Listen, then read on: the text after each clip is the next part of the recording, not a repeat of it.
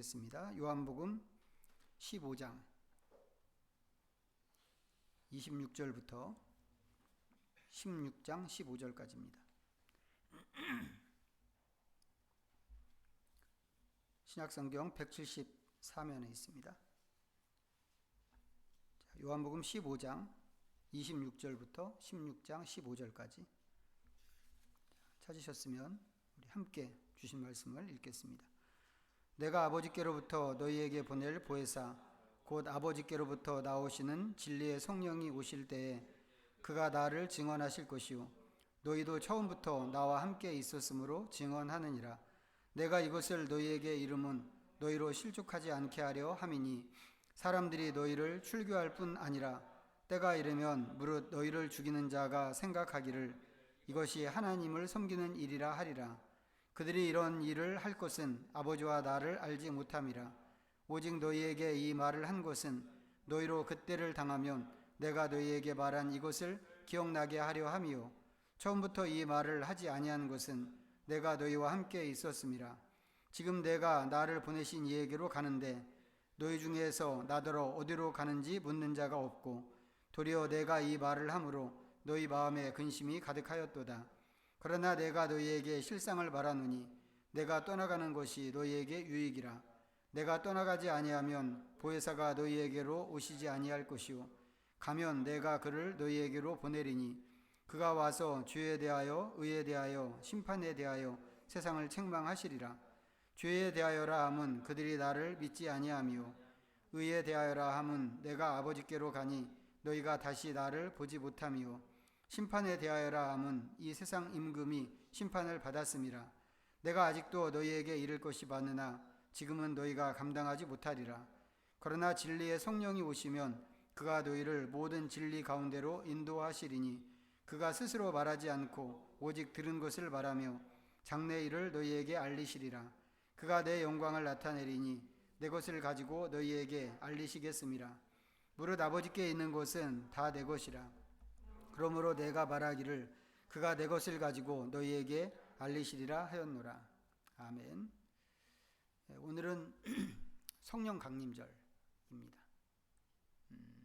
우리가 이제 지난주에 예수님의 승천에 대해서 이야기했는데 오늘은 성령님이 오신 것을 기념하는 그런 날입니다. 이 절기의 기준은 부활절입니다. 그래서 다음 주부터는 성령의 절기로 이제 시작을 하겠지만 오늘까지는 이제 부활의 절기, 성령 강림절이지만 부활의 절기에 해당하고 이 부활의 절기의 마지막 단계로 이제 성령 강림절이 있는 것입니다. 오늘은 이게 무슨 의미인가 하는 것을 좀 생각해 보려고 합니다. 예수님께서 부활하시고 40일 동안 세상에 계시다가 승천하셨다고 하는 것을 우리가 다 알고 있죠. 서방교회에서 이제 부활절은 전통적으로 이제 그 부활절 계산을 하는 게 춘분 지나고 그 다음에 만월, 보름달, 만월 지나고 첫 번째 주일, 이게 여기가 이제 부활절입니다. 이게 이제 서방교회에서 부활절을 계산하는 것이고, 동방교회는 좀 다른 달력을 쓰기 때문에 이제 부활절 계산도 우리하고 좀 다른데, 이제 우리는 가톨릭 교회에서 이제 나왔기 때문에 이제 가톨릭 전통을 따라서 이제 부활절을 그렇게 지키고 있고, 이제 금년에는 이제 그 계산법에 따라서 계산할 때 이제 4월 5일이 부활절이었습니다. 자, 예수님의 승천은 이제 거기서부터 이제 40일 되는 날인 거죠. 이게 지난 5월 14일이었는데, 이게 부활주일부터 이제 40일이기 때문에 항상 목요일입니다. 예수님이 승천하신 날이. 우리 문화에서는 이제 평일에 따로 모여서 뭐 이 승천절을 기념할 수가 없기 때문에 이제 보통 교회력을 따라가는 교회들은 이제 승천절 지나고 이제 첫 번째 주일을 승천 기념 주일로 이제 이렇게 보냅니다. 이제 비해서 이제 부활절부터 50일을 계산해서 지키는 날은 이제 오순절이죠. 이제 우리말로 열흘이라고 하는 말이 이제 순이란 말이에요. 뭐 5월 중순, 하순 뭐 이렇게 이야기하는 그 순이 이제 이런 순인데, 이제 그래서 이제 오순절이라고 하는데 열흘이 5번 지나갔다. 이런 의미에서 붙여진 이름이 이제 오순절입니다.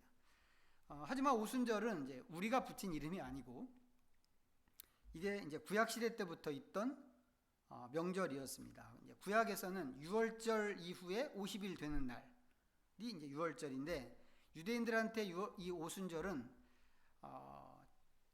이 곡식을 수확할 때 이제 첫 번째 수확한 낫을 대서 첫 번째로 수확한 곡물을 하나님께 바치는 그런 날로 아주 중요한 그런 명절이었습니다. 그런데 예수님께서는 이제 유월절 어린 양으로 죽으셨단 말이죠. 이제 그렇게 죽으시고 부활하셨기 때문에 유월절 다음에 오순절이라고 하는 것과 부활절 다음에 오순절이라고 하는 게 사실상 같은 날인 것입니다. 그런데 우리한테는 이 오순절이 성령님이 강림하신 날이라고 하는 거죠. 하나님께서 오순절에 성령을 이제 보내신 건데 이제 하나님께서 굳이 오순절 날 성령을 보내주신 데는 이유가 있습니다. 그것은 성령께서 하시는 일이 다분히 선교적이기 때문에 그렇습니다. 이거랑 무슨 상관이지? 싶은데 그 의미를 잘 살려서 보여주는 말씀이 있습니다. 시편 67편인데 한번 찾아보시죠. 시편 67편. 구약 성경에서 선교에 관련된 중요한 구절 3개만 뽑아라. 그러면 3개 중에 하나로 이 말씀을 뽑아야 할 만큼 중요한 말씀입니다. 848면에 있습니다. 1절부터 마지막 7절까지 같이 읽어보겠습니다. 시작. 하나님은 우리에게 은혜를 베푸사 복을 주시고 그의 얼굴빛을 우리에게 비추사 주의 도를 땅 위에 주의 구원을 모든 나라에게 알리소서. 하나님이여 민족들이 주를 찬송하게 하시며 모든 민족들이 주를 찬송하게 하소서. 온 백성은 기쁘고 즐겁게 노래할지니 주는 민족들을 공평히 심판하시며 땅 위의 나라들을 다스릴 것임이니이다. 하나님이여 민족들이 주를 찬송하게 하시며 모든 민족으로 주를 찬송하게 하소서. 땅이 그의 소산을 내어 주었으니 하나님 곧 우리 하나님이 우리에게 복을 주시리로다. 하나님이 우리에게 복을 주시리니 땅의 모든 끝이 하나님을 경외하리로다. 이게 모든 민족들이 하나님을 찬송한다는 이야기로 되어 있는 말씀인데 이 안에 땅이 소산을 내는 이야기가 이렇게 들어 있습니다. 이 얘기 이제 지금은 할 얘기가 아니고 다음에 이제 더 자세하게 할 기회가 이제 있을 거라고 생각하는데 오늘은 좀 요점만 정리해서 말씀을 드리면 하나님께서 꿈꾸시는 것, 하나님께서 궁극적으로 꿈꾸시는 것이 무엇인가 하면 세상에 있는 모든 민족을 하나님 앞으로 이끄는 것입니다. 이게 하나님의 꿈입니다. 왜 이거 하시려고 하는가? 모든 민족으로 하여금 하나님을 찬송하게 하려고 하나님께서 모든 민족을 하나님 앞에 이끄십니다. 그런데 그것이 그 일이 사람의 힘으로 하는 일이 아니고 성령의 역사를 통해서 하는 가능한 일이란 말이죠. 그리고는 그 민족들이 하나님 앞에 나와서 하나님을 찬송하는 그 모습이 마치 뭐하고 비슷하냐면 추수 때 이 추수되는 곡식들이 농부 앞에 모아지는 것 같은 그런 모습이라고 하는 것입니다. 그래서 이 시편 67편이 이제 그런 그림을 우리에게 보여주는데 이제 그런 그림 때문에 하나님께서 굳이 성령을 오순절에 보내신다. 오순절 자체가 추수와 관련된 명절이기 때문에 오순절에 성령을 보내주신 것입니다. 자, 이 일이 너무 중요하기 때문에 예수님께서는 성령이 오실 때까지 기다리라고 하는 것을 제자들에게 말씀하셨습니다. 자, 사도행전 1장에 나오는 이야기인데 한번 보시죠. 자, 사도행전 1장 신약성경 187면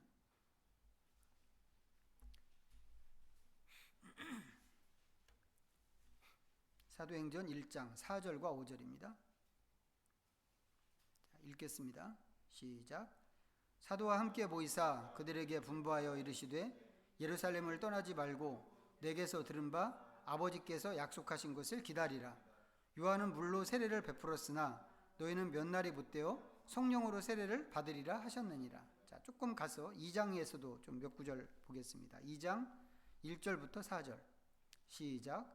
오순절 날이 이미 이름에 그들이 다 같이 한 곳에 모였더니 후련히 하늘로부터 급하고 강한 바람 같은 소리가 있어 그들이 앉은 온 집에 가득하며 마치 불의 혀처럼 갈라지는 것들이 그들에게 보여 각 사람 위에 하나씩 임하여 있더니 그들이 다 성령의 충만함을 받고 성령이 말하게 하심을 따라 다른 언어들로 말하기를 시작하니라. 자, 이 지금 읽은 이 말씀에 의하면 성령은 하나님께서 약속하신 것입니다. 예수님께서 하나님 약속하신 것을 기다리라고 하셨는데 그게 다름이 아니고 성령이었다고 하는 것이죠. 그래서 성령은 하나님께서 약속하신 것입니다. 제자들은 예수님의 말씀을 따라서 이 약속을 기다렸고 하나님께서는 오순절에 약속하신 것을 제자들에게 주셨습니다. 그래서 이날이 본래 오순절이지만 하나님께서 약속하신 성령이 오셨다고 하는 그 사실 자체가 너무 중요하기 때문에 우리는 이 날을 오순절이라고도 하지만 그것보다는 성령 강림절이라고 한다 이 말이죠. 그리고 달력상으로는 이제 오늘이 바로 그 날입니다.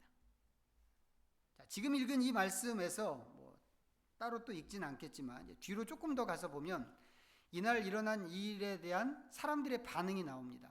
그리고 그 반응에 이어서 베드로의 설명이 나옵니다. 순서상으로는 이제 좀 뭐 뒤에 있는 얘기지만 베드로의 설명을 먼저 보면 이 오순절 성령 강림은 요엘 선지자를 통해서 하나님께서 약속하신 일이 나타난 그런 사건입니다. 그런데 이제 그 장면, 사람들의 반응과 베드로의 설명을 보여주는 그 장면에 등장하는 사람들이 전부 외국에서 온 순례자들이거든요. 그런데 그 순례자들이 전부 유대인이든지 아니면 이방인이었다가 유대교에 들어온 그런 사람들입니다. 그렇기 때문에 이 사람들이 구약 성경을 잘 아는 사람들이고 특히 요엘서에 나오는 성령에 대한 약속도 잘 안다고 보이는 그런 사람들입니다. 그런데 그 사람들이 성령 받은 이 제자들의 모습을 보고는 뭐라고 반응을 했냐면 술에 취했다 이렇게 반응을 했습니다.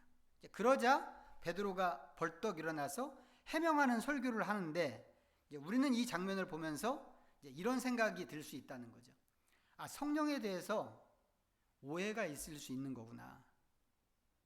여기 성경에 나오는 이 사람들이 성령을 그렇게 오해한 것을 보니까 사람이 성령을 생각할 때 얼마든지 성령에 대해서 오해할 수 있구나 하는 것을 우리도 생각할 수 있다는 것입니다. 그렇다면 어떤 오해가 있을 수 있을까요? 제가 아는 대표적인 오해는 여호와 증인들의 오해인데 여호와 증인들은 이 성령을 하나님의 에너지라고 생각을 합니다. 그 사람들은 삼위일체를 믿지 않고 여호와 하나님만 하나님이라고 이렇게 믿는단 말이죠. 그 믿음 때문에 이 여호와 증인들은 하나님으로서의 다른 존재는 전혀 생각을 하지 못합니다. 그래서 예수님조차도 하나님이라고 생각하지 않고 피조물 중에서 하나님이 특별히 뽑아서 세운 그런 존재로 예수님을 생각합니다.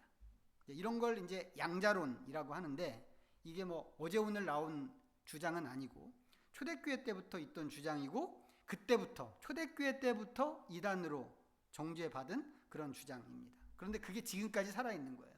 지금까지. 이 사람들이 이제 그렇게 늘 그걸 주장해서 이제 제가 청년 때 이제 서울역에 나가서 이렇게 전도하고 이제 이런 일이 있었는데 거기 아주 뭐 여호와 증인들이 늘 바글바글 하거든요. 부딪히기도 많이 부딪히고 막 논쟁도 많이 하고 뭐 한 사람이 가서 전도하면 또 그 다음 이쪽 편에 있는 사람이 또 가서 뺏어서 그거 잘못됐어요라고 이렇게 얘기하고 그런 짓 하여튼 청년 때 엄청 했는데 이 사람들이 하도 이제 그것을 주장해서 제가 물어봤잖아요. 너네들은 그럼 어떻게 구원을 받냐? 그러니까 성령을 에너지라고 생각하고 예수님도 피조물이라고 생각하면 그럼 너네들은 어떻게 구원을 받냐라고 제가 물어봤습니다. 물었는데 답변이 정말 놀라웠습니다. 답변이 예수님을 믿음으로 구원을 받는다 였습니다. 놀랍죠?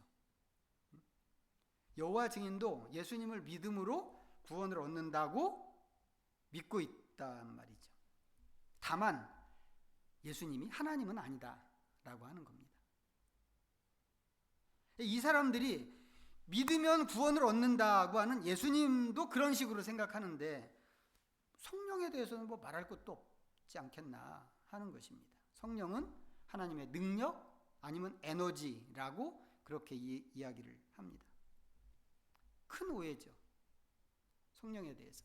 그런데 생각해 보면 이게 여호와 증인만 그러나? 또 이런 생각도 또 하게 됩니다. 실제로는 여호와 증인들만 이런 식으로 성령을 오해하는 게 아니란 말이죠. 교회 안에도 우리가 속한 교회 안에도 의외로 성령에 대해서 오해하거나 모르는 사람들이 많은 게 실제 우리의 현실입니다. 아주 오래전에 이것도 제가 청년 때 있었던 일인데 기독교인 100명에게 물어봤습니다. 성령 하면 제일 먼저 생각나는 게 무엇인가? 절반 이상이 방언이라고 대답을 했습니다. 사실 돌아보면 저도 초신자 때 그렇게 배웠던 것 같아요. 물론 성령 그러면 방언이라고 이렇게 등치시켜서 직접적으로 배우지는 않았는데 성령에 대해서 배운 여러 그 주장들 속에서 간접적으로 배운 게 그런 것이 아닐까 싶습니다. 예를 들면 이런 거죠. 기도할 때는 성령 충만을 위해서 기도하라고 그렇게 요청을 받았습니다. 또 성령을 달라고 기도하라고 이렇게 요청을 받았어요. 목사님들도 다 그렇게 얘기하셨고 교회 권사님들, 장로님들, 주일학교 선생님들 다 그렇게 주장하셨습니다. 그래서 고등학교 때 하늘산 기도원 열심히 다녔는데 그렇게 기도했죠. 그런데 그때 제가 생각했던 그 관점에 의하면 그때 성령을 주십시오 이 얘기는 뭐하고 똑같은 얘기였냐면 방언의 은사를 주십시오 하고 똑같은 얘기였단 말이죠. 저만 그런 게 아니고 대부분이 그랬던 것 같습니다. 지금 생각해 보면 되게 이상한 일이에요. 이상한 일인데 그때는 그렇게 가르쳤고 그렇게 배웠습니다. 특이한 것은 지금 생각할 때 특이한 것은 성령에 대해서 성경이 말하는 이 성령의 은사가 되게 여러 가지잖아요. 여러 가지인데 그 여러 가지 은사 중에서 방언이 어떻게 보면 좀 급이 떨어지는 그런 은사로 보이는데 그렇게 우열을 가릴 수는 없지만 좀 바울도 약간 비슷하게 얘기했잖아요. 100만 마디 방언보다 예언 한마디 하는 게 더 낫다. 이런 얘기를 바울도 했는데 이제 그렇게 생각하면 방언은 다른 은사에 비해서 좀 급이 떨어지는 것 같은데 주로 우리가 구하는 것은 방언이었다고 하는 것이죠. 지금 생각하면 왜 그랬나 싶은데 그때는 그렇게 많이 기도했고 성령이라고 하면 꼭 방언이 아니더라도 좀 은사와 아니면 능력을 먼저 생각하는 게 있었습니다. 물론 그게 전혀 무관한 건 아니죠. 성령님께서 하시는 일 안에 그게 분명히 있지만 성령님은 그것만 하시는 게 아니고 그 역할을 보면 너무너무 다양한 일을 하시고 또 성령님이 우리에게 주시는 은혜도 생각해 보면 그 역할이 다양한 것만큼 그 이상으로 풍성한 게 있습니다. 그렇지만 성령님이 하시는 일들이 그렇게 다양하고 풍성하고 주신 은혜가 깊고 하지만 성령을 생각할 때 우리가 그런 것보다는 더 중요하게 생각해야 하는 것이 있다고 하는 것입니다. 그게 무엇인가? 자, 오늘 읽은 본문으로 돌아가서 좀 보겠습니다. 자, 요한복음 오늘 읽었던 본문으로 돌아가서 생각해 보면 우리가 이제 지난 주일에 예수님께서 하나님 아버지께 돌아가시는 이야기를 했습니다. 오늘 말씀에서도 좀 그런 이야기가 있죠. 그 아버지께 돌아가시는 그 일이 승천이라고 그랬는데 하나님께서 아버지께로 돌아가시면, 예수님께서 아버지에게 돌아가시면 예수님은 이 세상에는 더 이상 계실 수가 없습니다. 제자들은 그 사실에 마음이 슬펐죠. 오늘 말씀에 보면, 오늘 말씀 6절에서 보면 그들 마음이 근심이 가득했다고 그러셨습니다. 이게 인간적으로 생각하면 가슴 아프고 슬픈 일일 수 있습니다. 예수님 더 이상 볼 수 없으니까, 우리를 떠난다고 하시니까 그럴 수 있죠. 그래서 제자들이 근심하는 것인데, 예수님께서는 말씀하시기를 뭐라고 그러셨냐면, 당신이 그렇게 떠나가시는 것이 제자들에게 더 유익한 일이라고 그러셨습니다. 왜 이게 유익이지? 그게 궁금할 수 있는데, 예수님 말씀은 예수님이 그렇게 떠나가셔야 성령이 오시기 때문이라고. 그러니까 예수님 말씀은 뭐예요? 예수님이 여기 계시는 것보다 예수님 가시고 성령님이 오시는 게 훨씬 성도들에게 유익한 일이다, 이런 말씀이죠. 이게 7절에서 예수님께서 하시는 말씀인데, 마치 어떤 느낌이냐면 예수님과 성령이 바톤 타치를 하는 것 같은 그런 느낌입니다. 그래서 우리는 이제 이 말씀에서 발견하게 되는 것, 첫 번째로 발견하게 되는 것이 뭐냐면, 예수님께서 보내신다고 하는 이 성령이 여호와 증인들이 생각하는 것 같이 능력이나 은사나 어떤 힘이나 이런 거는 아니구나 하는 것을 먼저 생각할 수 있습니다. 그게 아니라고 할 수 있는 근거가 뭘까요? 성령이 어떤 물리적인 힘이나 아니면 여호와 증인들이 생각하는 것 같은 뭐 하나님의 에너지라고 한다면, 그것은 예수님께서 여기 계시든지 여기 안 계시든지 다른 데 가시든지 상관없이 주실 수 있는 것이기 때문에 그런 거죠. 자, 예가 있습니다. 누가복음 9장 한번 보겠습니다. 누가복음 9장 105면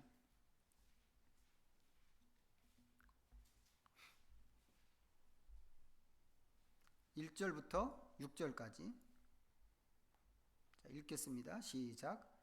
예수께서 12 제자를 불러 모으사 모든 귀신을 제어하며 병을 고쳐주는 능력과 권위를 주시고 하나님의 나라를 전파하며 앓는 자를 고치게 하려고 내보내시며 이르시되 여행을 위하여 아무것도 가지지 말라. 지팡이나 배낭이나 양식이나 돈이나 두벌 옷을 가지지 말며 어느 집에 들어가든지 거기서 머물다가 거기서 떠나라. 누구든지 너희를 영접하지 아니하거든 그 성에서 떠날 때에 너희 발에서 먼지를 떨어버려 그들에게 증거를 삼으라 하시니, 제자들이 나가 각 마을에 두루 다니며 곳곳에 복음을 전하며 병을 고치더라. 예수님께서 12 제자를 여러 마을로 보내시는 그런 이야기인데, 예수님께서 제자들을 이렇게 보내실 때 능력과 권위를 제자들에게 주셨습니다. 그러면서 각 마을로 가서 사람들을 고쳐주고 하나님 나라를 전파하라고 그러셨는데, 제자들이 그 일을 잘 해냈습니다.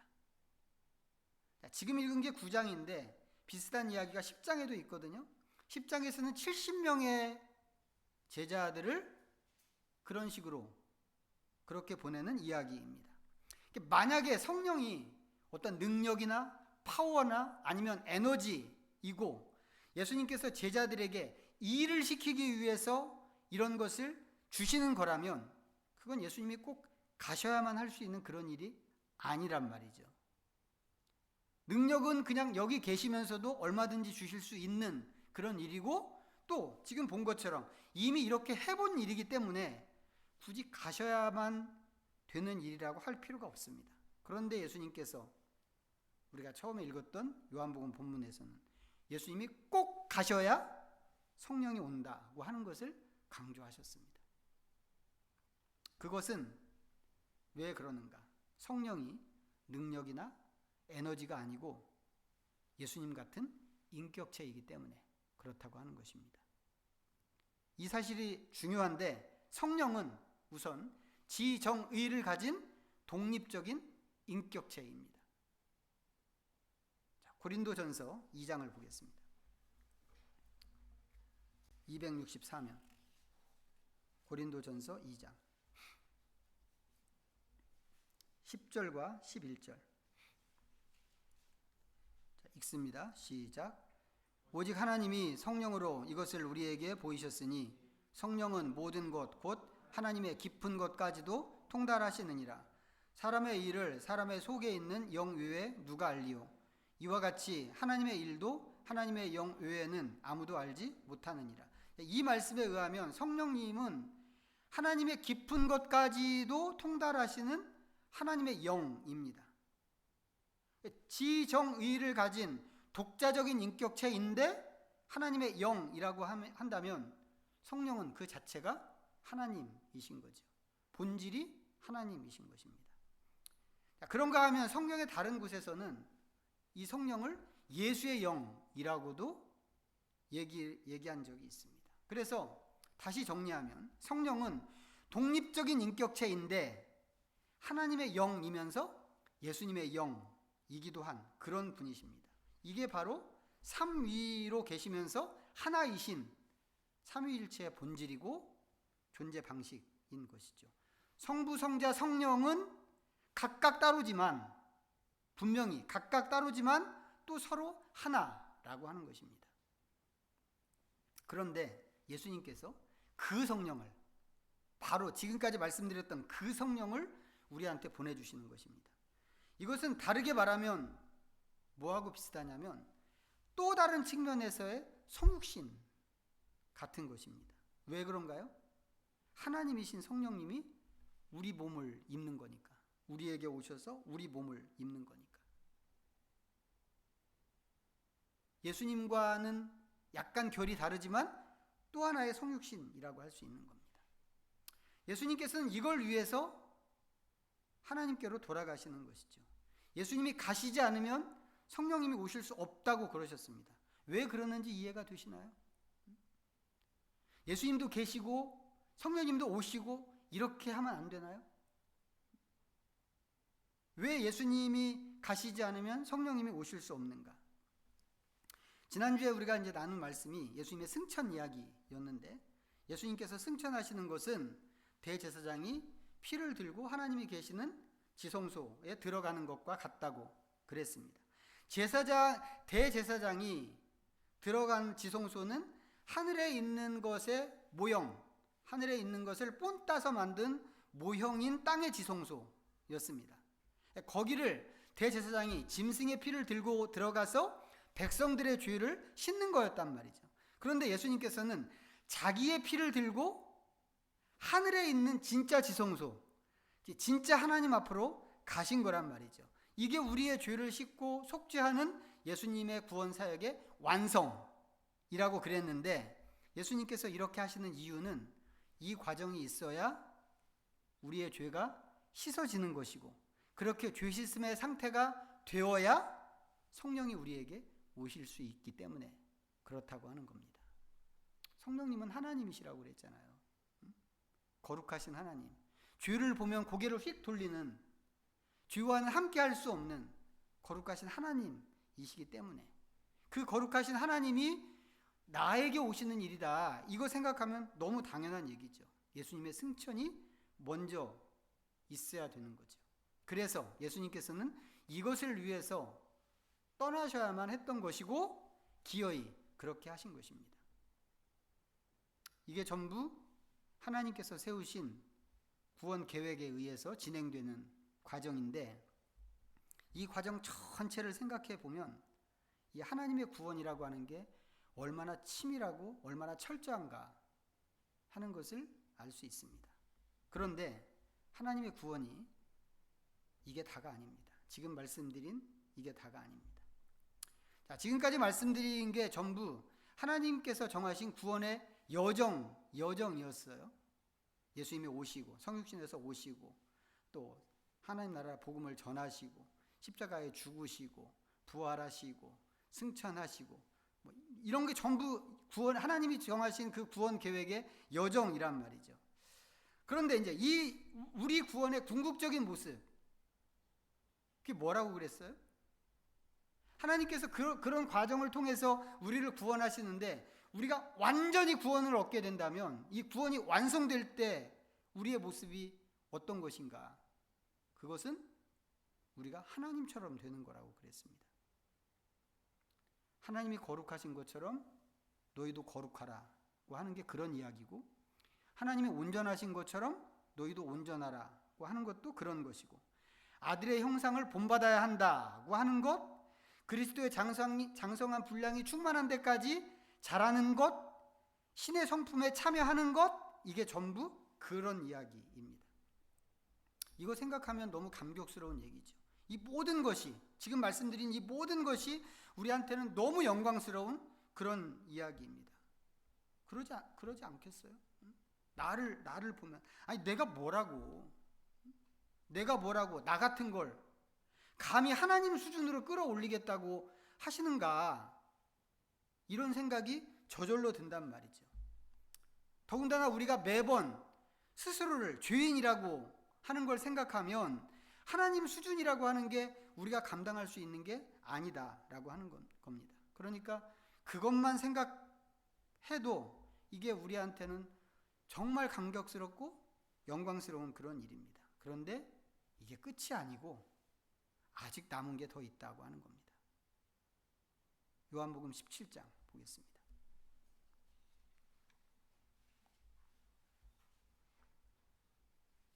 오늘 설교를 잘 따라오시는지 모르겠어요. 잘 따라오시면 되게 감격스러운 얘기가 되는데, 제가 좀 잡소리를 중간중간 해야 따라오기가 편한데 그게 없어서 죄송하기도 하고. 자, 요한복음 17장 21절입니다. 자, 읽겠습니다. 시작.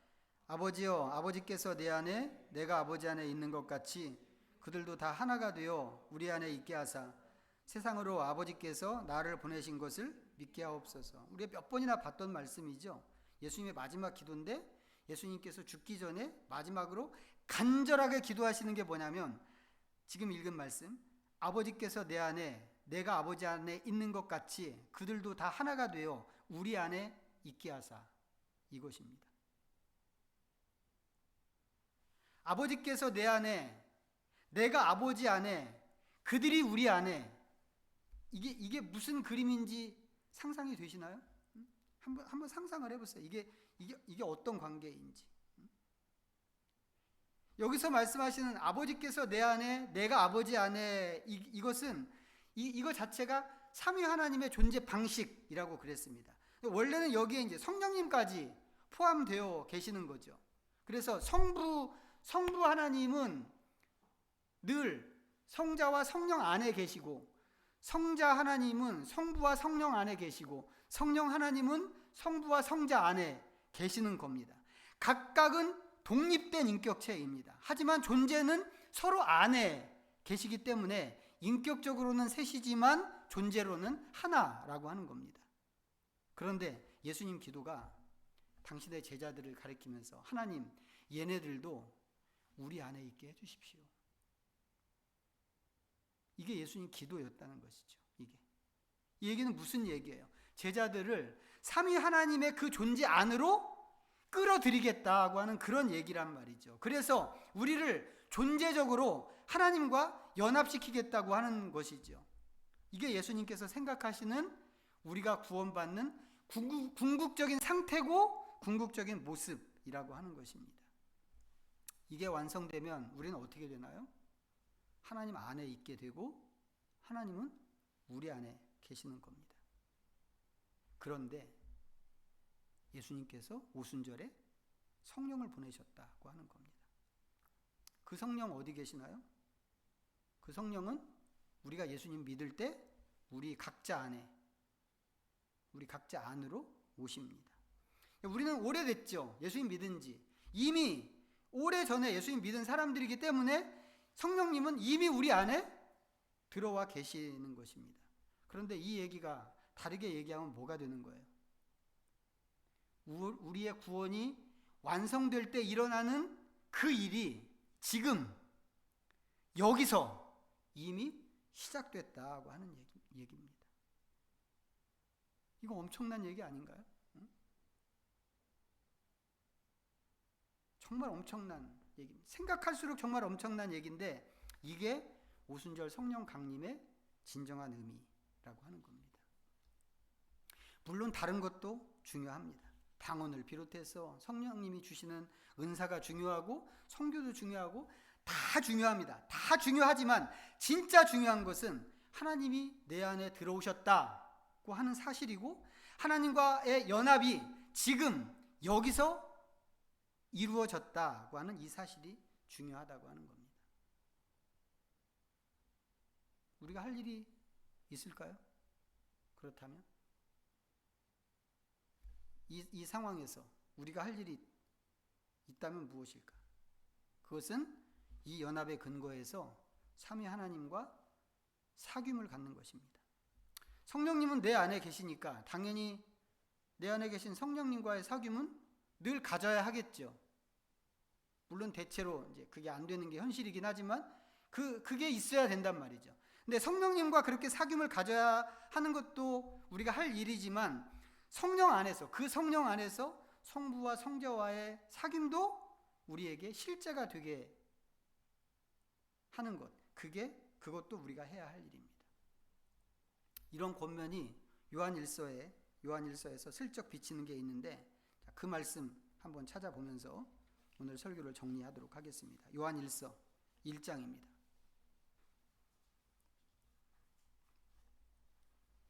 388면 요한일서 1장 3절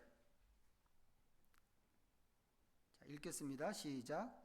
우리가 보고 들은 바를 너희에게도 전함은 너희로 우리와 사귐이 있게 하려 함이니 우리의 사귐은 아버지와 그의 아들 예수 그리스도와 더불어 누림이라. 이거죠. 우리의 사귐이 하나님 아버지와 아들 예수 그리스도와 더불어서 사귀는 그런 것까지 되어야 한다. 아무쪼록 우리에게 오신 이 성령님과 이미 시작된 이 삼위 하나님과의 연합, 그것이 헛되지 않게 우리에게 주어진 시간과 기회를 잘 사용하시고 매일매일 매 순간 더 깊은 교제와 더 깊은 사귐을 하나님과 갖게 되는 우리의 일상생활이 되시기를 축복합니다. 기도하겠습니다. 우리 잠시 오늘 말씀 생각하면서 하나님 앞에 묵상으로 나갑니다.